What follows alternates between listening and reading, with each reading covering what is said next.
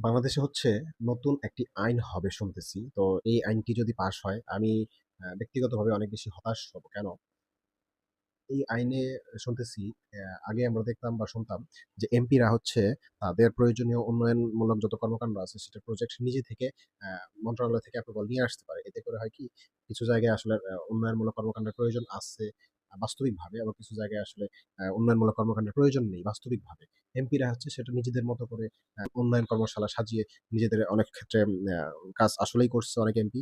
আবার অনেক এমপি দেখা যাচ্ছে যে প্রয়োজনীয় উন্নয়নটা এলাকায় পৌঁছাতে ব্যর্থ হয়েছে। সেক্ষেত্রে হয়েছে কি আ স এলাকার যে মানুষ আছে তারা আসলে সঠিক উন্নয়ন থেকে বঞ্চিত হয়েছে। তো এখন যেই নিয়মটা শুনতেছি এতে করে অ্যা এতে করে হইছে কি সরকার আ এমপিরা তাদের প্রয়োজনীয় উন্নয়নমূলক কর্মকাণ্ডের আবেদন করবে সংশ্লিষ্ট মন্ত্রণালয়ে। তো মন্ত্রণালয় যদি মনে করে যে হ্যাঁ, আসলে এই কাজটার এই বিষয়গুলোতে উন্নয়ন প্রয়োজন আছে তো রাখবে। আর যদি মনে করে যে না আসলে এটার প্রয়োজন নেই, তাহলে সে সরাসরি তারা মন্ত্রণালয় থেকে বাতিল করে দিবে।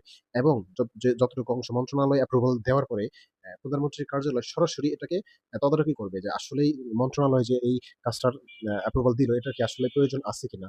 যদি প্রধানমন্ত্রীর কার্যালয় এটাকে অ্যাপ্রুভাল দেয় সেক্ষেত্রেই কেবল এই উন্নয়নমূলক কর্মকাণ্ডটা এমপি বা মন্ত্রী তাদের সংশ্লিষ্ট আসনে এই কাজটা করাতে পারবে। এতে করে হবে কি সাধারণ জনগণ উপকৃত হবে। তো সাধারণ জনগণ উপকৃত হবে এই কারণেই আসলে আমি হতাশ। কেন? বাংলাদেশের সাধারণ জনগণ বা এমপিদের কাজ হচ্ছে জনগণ এমপিদের পেছনে ঘুরবে, গাড়ির পেছনে দৌড়াবে। তো বিভিন্নভাবে অবহেলিত থাকবে। এলাকার উন্নয়ন পাওয়ার জন্য এমপির দাঁড়ায়, দাঁড়ায় ঘুরবে। এমপি আসলে দিলে দিবে, উন্নয়ন করলে করবে, না করলে নাই। কিন্তু এখন যে সিস্টেমটা হয়েছে তাতে করে এমপির এই জায়গাতে আসলে পাওয়ারটা কমে যাবে। এতে করে জনগণ সরাসরি উপকৃত পাবেই বলা যায়। এজন্যই আমি মূলত হতাশ। কারণ বাংলাদেশের মানুষ কেন উপকৃত হবে? তারা আসলে রাস্তাঘাটে ঘুরবে, তারা আসলে অ ডেভেলপ হবে না। তাদের গ্রামাঞ্চল বেশি থাকবে। গ্রামাঞ্চল বলতে অনুন্নত বেশি থাকবে। স্বাস্থ্যসেবা পাবে না, রাস্তাঘাট হবে না। আ এই ধরনের সিচুয়েশন এ আসলে তারা থাকবে। তারা কেন ডেভেলপ হবে? তারা কেন সঠিক উন্নয়ন পাবে? তো এই কারণেই মূলত আমি হতাশ। তো আমি তো যেটা ফিল করি যে সরকার মানে বর্তমান সরকার যারা আছে তারা যদি এটা করতে পারে তাহলে বাংলাদেশের সম্ভবত মেক্সিমাম জনগণই হতাশ হবে। আসলে তারা তো এটা এক্সপেক্ট করে নাই। তারা তো এটা প্রত্যাশাই করে নাই।